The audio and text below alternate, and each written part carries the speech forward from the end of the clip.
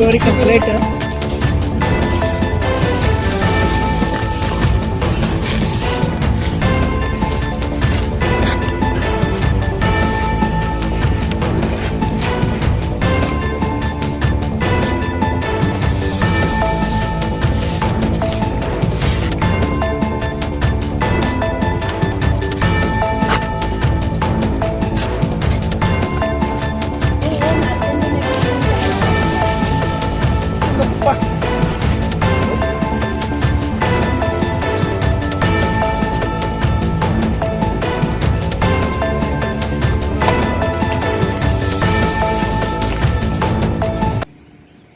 ನಮಸ್ಕಾರ. ಈಗ ನಾವು ಇರುತ್ತಂದ್ರೆ ಹಿಂಡಲ್ಗ, ಅಂಬೇವಡಿ ಹಾಗೂ ಮನ್ನೂರ ನಡುವೆ ಇರತಕ್ಕಂಥ ಮೇಲ್ಸೇತುವೆ ಮೇಲೆ ನಿಂತಿದ್ದೀವಿ.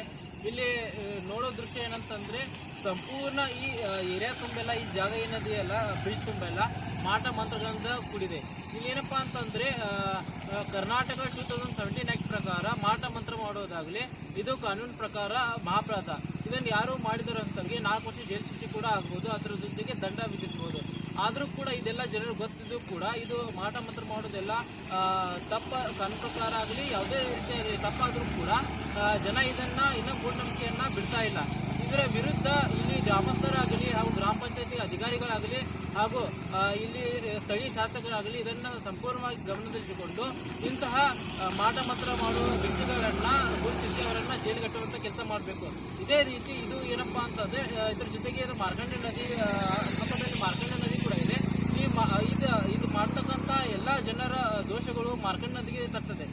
ಯಾವ ರೀತಿ ದೋಷಗಳು ಅಂತಂದ್ರೆ ಇದು ಮಾಟ ಮಂತ್ರ ಮಾಡೋದಾಗ್ಲಿ, ಪ್ಲಾಸ್ಟಿಕ್ ಚೆಲ್ಲೋದಾಗ್ಲಿ, ಇನ್ನಿತರ ಕಸಗಳನ್ನು ಚೆಲ್ಲೋದ್ರಿಂದ ಇದು ಮಾರ್ಕಂಡ ನದಿ ಸಂಪೂರ್ಣವಾಗಿ ಮಾಲಿನ್ಯವಾಗಿ ಬರೋ ದಿನಗಳಲ್ಲಿ ಈ ಸಂಪೂರ್ಣ ಮಾರ್ಕಂಡ ತನ್ನ ಅಸ್ತಿತ್ವವನ್ನು ಕಳೆದುಕೊಂಡು ಈ ನೀರಿನಿಂದ ಶುದ್ಧ ನೀರು ಸುತ್ತಿದ ಮಾರ್ಕಂಡ ನದಿಯು ಸಂಪೂರ್ಣವಾಗಿ ಧ್ವಂಸವಾಗಿ ಬಿಡುತ್ತಿದೆ.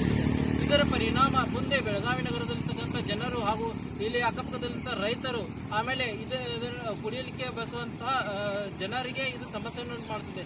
ಆ ಪ್ರಕಾರ ನಾವು ಇದನ್ನ ಏನಂತಂದ್ರೆ ಇದನ್ನ ಸಂಪೂರ್ಣವಾಗಿ ಖಂಡಿಸ್ತಾ ಇದ್ದೇವೆ. ಅದೇ ರೀತಿ ನಾವು ಮಾರ್ಕಂಡ ಉಳಿಸಿ ಅಂತ ಹೋರಾಟ ಮಾಡ್ತಾ ಇದ್ದೇವೆ. ಈ ಹೋರಾಟಕ್ಕೆ ನಮ್ಮ ಸಂಪೂರ್ಣ ಬೆಂಬಲ ಬೇಕು ಮತ್ತು ಇಲ್ಲಿಯ ಸ್ಥಳೀಯ ಗ್ರಾಮರು ಕೂಡ ಇದಕ್ಕೆ ಬೆಂಬಲ ಕೊಡಬೇಕು. ಅದೇ ರೀತಿ ಮುಂದಿನ ದಿನಗಳಲ್ಲಿ ಇದನ್ನು ಸಂಪೂರ್ಣವಾಗಿ ಪರಿಗಣಿಸಿದ ಅಧಿಕಾರಿಗಳು ಮುಂದಿನ ಮಟ್ಟದಲ್ಲಿ ದೊಡ್ಡ ಮಟ್ಟದಲ್ಲಿ ಹೋರಾಟವನ್ನು ಮಾಡ್ತಾ ಇದ್ದೇವೆ ಎಚ್ಚರಿಕೆಯನ್ನು ಕೊಡ್ತಾ ಇದ್ದೇವೆ.